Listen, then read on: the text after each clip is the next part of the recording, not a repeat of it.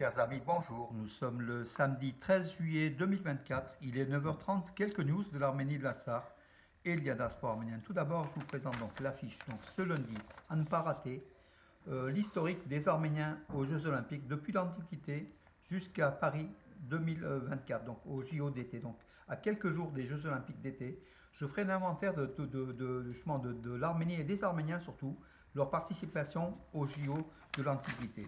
Voilà, ça sera sur Radio Arménie Lyon à partir de 19h ce lundi 15 juillet. N'oubliez pas ceux qui s'intéressent au sport et à l'Arménie. Donc voilà, l'Arménie sera présente à ses 33e Jeux Olympiques d'été. Dans quelques jours, c'est le 26 juillet, le début, avec 15 athlètes sélectionnés. Saviez-vous que le roi arménien Varastat fut en 360 champion olympique aux JO de l'Antiquité? Mais saviez-vous qu'avant lui, un autre roi arménien, Tiridat III, Dertat III, fut également champion olympique à Athènes en l'an 281?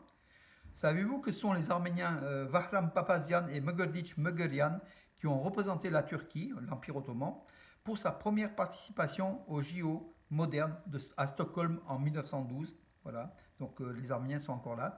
Savez-vous que les Arméniens, sous des drapeaux de divers pays, dont une grande partie dans celui de l'Union soviétique, ont gagné près de 20 titres olympiques et plus de 80 médailles olympiques dans les Jeux olympiques modernes? Savez-vous que l'Arménie a participé pour la première fois de l'histoire sous ses couleurs au JO de Atlanta en 1996?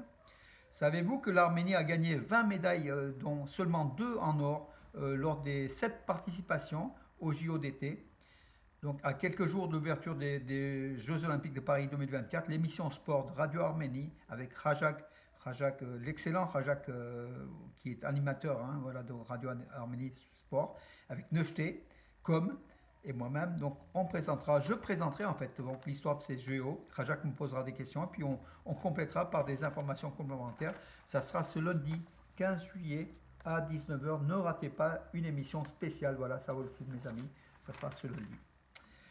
Passons et puis bon, c'est pas une information, ici à Romans, donc l'église Saint-Nicolas de Romans, demain donc 14 juillet à 10h30, une messe en l'église qui sera suivie donc à la salle Sévade d'une partie de brochette, d'un repas avec brochette et compagnie. Donc voilà, n'hésitez pas à venir à l'église arménienne de Romans demain pour une messe arménienne par le père Husik Sarkisian en fait. Voilà. Et puis Garbis Mualian Sergava qui va Vatanian. Et puis la très très belle chorale. Hein. C'est une très très belle église, l'église arménienne de Lyon, de Romans, Saint-Nicolas, à côté de l'Isère, à quelques mètres de l'Isère. Ceux qui n'ont pas été, allez-y, vous verrez. Faites l'expérience de voir cette église arménienne qui est très très très belle. Moscou est préoccupé donc par la mission de l'Union européenne en Arménie qui s'étend et surtout qui veut passer donc de temporaire à permanent. Depuis 2 ans, les forces et les observateurs de l'Union européenne sont déployés aux frontières de l'Arménie. Ils observent en fait les frontières entre l'Arménie et l'Azerbaïdjan. Moscou reproche justement la présence de l'Union européenne dans ce Sud-Caucase, que Moscou, selon Moscou, c'est sa zone de prédilection, sa zone. Voilà, l'Europe met le pied là où il ne faut pas, donc au Sud-Caucase, par l'intermédiaire de l'Arménie. Leur présence provisoire de 2 ans va sans doute se transformer en présence permanente puisque l'Arménie demande. Hein. Voilà une caricature qui m'a été inspirée par ce fait. Voilà. Et de plus en plus, hein, Moscou met la pression sur l'Arménie afin qu'elle éjecte les forces de l'Union européenne, l'Arménie qui se rapproche singulièrement de l'Europe, des États-Unis, au détriment de Moscou. Moscou menace même l'Arménie, hein, voilà, de dire que vous êtes en train de faire ce qu'il ne faut pas faire et que c'est dangereux pour l'Arménie, pour l'avenir de l'Arménie. On l'a vu, hein, la cession de l'Artsakh, c'était le fait de Moscou, même si Moscou refuse, c'est à cause des Russes qui ont donné l'Artsakh à l'Azerbaïdjan. L'Arménie sait que ce partenaire stratégique russe, aujourd'hui, n'est pas fiable. Essaye de trouver des partenaires en Europe. On ne sait pas si elle va trouver des partenaires militaires, mais en tout cas, elle trouve des partenaires politiques. On verra, mes amis. Voilà. Entre-temps, donc justement, cette présence américaine, occidentale en Arménie, donc l'ambassadrice des États-Unis à Yerevan, donc Christina Kvin, était dans la région de Sunik, à Kapan, chef-lieu de Sunik. Elle a célébré donc la fête de l'indépendance des États-Unis, voilà, pas à Yerevan, donc dans la région de Sunik. C'est assez symbolique. En plus, elle a posé devant le monastère de Datev et elle a affirmé dans un message posté sur les réseaux sociaux: il est agréable de visiter le charmant complexe monastique de Datev. L'Arménie est riche en monuments culturels, c'est ce qu'elle a affirmé. Et puis elle a bien sûr une nouvelle fois affirmé l'intégrité territoriale de l'Arménie, la défense des frontières légitimes de l'Arménie et de cette culture arménienne qui est millénaire, qui est là. Donc, et sa présence dans le Sunnique était un message destiné à l'Azerbaïdjan et à la Turquie qui convoitent ce sud de l'Arménie. Bravo aussi les États-Unis. L'Assemblée nationale d'Arménie a adopté à l'unanimité un projet de loi sur les anciens employés du service de sécurité nationale du Haut-Karabakh qui sont aujourd'hui en Arménie, qui peuvent désormais intégrer les services de sécurité nationale d'Arménie. Donc, peuvent être transférés, donc prendre leur fonction au sein, en Arménie du service de sécurité nationale. C'est une bonne nouvelle qui est attendue, hein. C'est tout à fait normal aussi, puisque les Arméniens de l'Artsakh sont déplacés depuis septembre 2023, sont en Arménie. Les relations sont très bonnes entre Tbilissi et Yerevan, comme vous le savez. Le ministre géorgien de la Défense, donc Irakli Shikovani, était hier en Arménie en visite officielle. Il a été reçu par son homologue Soulen Babikian au ministère arménien de la Défense, au complexe du ministère arménien de la Défense, avec, avec des honneurs et médailles. Donc voilà. Il a aussi visité le mémorial du génocide des Arméniens. A priori, il a rencontré des hommes politiques en Arménie, mais donc a priori aussi des contrats ont été signés de coopération entre l'Arménie et la Géorgie en matière de défense. Donc la Géorgie s'est rapprochée singulièrement de l'Arménie depuis que l'Arménie s'écarte de Moscou. Voilà aussi, puisque la Géorgie est opposée à la Russie, comme vous le savez, du fait de l'Abkhazie, du fait des guerres qui ont eu lieu en Ossétie du Sud, des guerres qui ont eu lieu par la Russie, donc en Géorgie, qui a eu des territoires séparés. La Géorgie qui se rapproche bien sûr de l'Europe, des États-Unis, et est bien heureuse que l'Arménie rejoigne ce clan occidental. Donc les relations entre Tbilissi et Yerevan sont très très très bonnes. Voilà. Et c'est tant mieux parce que c'est un voisin important pour l'Arménie, déjà au niveau des débouchés vers la mer Noire, vers la Russie à travers les routes. La Géorgie, et puis qui abrite aussi une forte communauté arménienne. C'est un pays chrétien, il faut aussi le dire, proche de l'Arménie, mais en même temps, il y a une dualité entre, il y a eu toujours eu des problèmes entre Arméniens et Géorgiens de dualité, mais il y a eu des rois comme les rois Pakladouni qui ont aussi, ou Héracle, qui ont aussi régné sur les deux pays, en fait, tout simplement. Hein. Voilà. Donc c'est bon qu'on se rapproche de la Géorgie pour vous dire. Donc les jeunes militants arméniens ont manifesté au Capitole, à Washington, devant le Capitole. Voilà. Ils exigent, avec des images des prisonniers de guerre arméniens illégalement détenus par l'Azerbaïdjan à Bakou, avec justement les images de ces présidents de l'Artsakh, des ministres de la Défense, diverses personnalités qui sont illégalement détenues en Artsakh, par Bakou en Azerbaïdjan, originaires bien sûr de ces personnalités de l'Artsakh.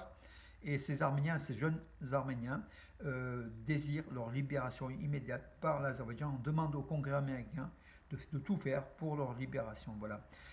Ils étaient en appui avec l'Armenian National Committee of America, le comité à État de la cause arménienne des États-Unis, ces jeunes voilà, qui arboraient donc des images de chacun de ces prisonniers.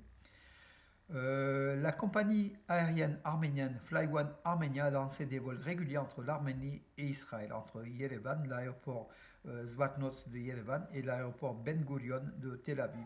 Deux vols réguliers par semaine ont désormais lieu entre l'Arménie et Israël. C'est une bonne chose. Israël, comme vous le savez, est partenaire de l'Azerbaïdjan, livre des armes à l'Azerbaïdjan, mais l'Arménie désire se rapprocher d'Israël, puisqu'Israël, qui est un pôle de technologie, est une zone politique importante. Et il y a une communauté importante arménienne en Israël, à Tel Aviv, à Jaffa, à Jérusalem. Et voilà, Yerevan veut des relations fortes. Et le flot de touristes, puisqu'il y a aussi quelques milliers de citoyens arméniens d'origine juive ou de confession juive qui sont en Arménie. Et il y a quelques milliers d'Arméniens en Israël. Donc ces liens, ces transports réguliers donc entre Yerevan et Tel Aviv vont essayer de réguler tout cela et puis renforcer peut-être les liens entre l'Arménie et Israël, c'est ce qu'on souhaite. Bien sûr, après la reconnaissance par la Palestine, par l'Arménie de la Palestine, qui a jeté un froid, peut-être un petit réchauffement, on verra. Voilà mes amis. Que dire d'autre? Oui, Macron, donc le président Macron était donc a rencontré donc en marge du sommet de l'OTAN à Washington du 75e anniversaire de l'OTAN. Où il y avait aussi Arat Mirzoyan, hein, le chef de la diplomatie arménienne. Il a rencontré donc Erdogan. Il a parlé aussi des relations arméno-azerbaïdjanaises et puis il a affirmé son soutien pour la signature du traité de paix. Donc les deux, Macron et Erdogan, étaient d'accord là-dessus, même si sur beaucoup d'autres points, ils ne s'entendent pas.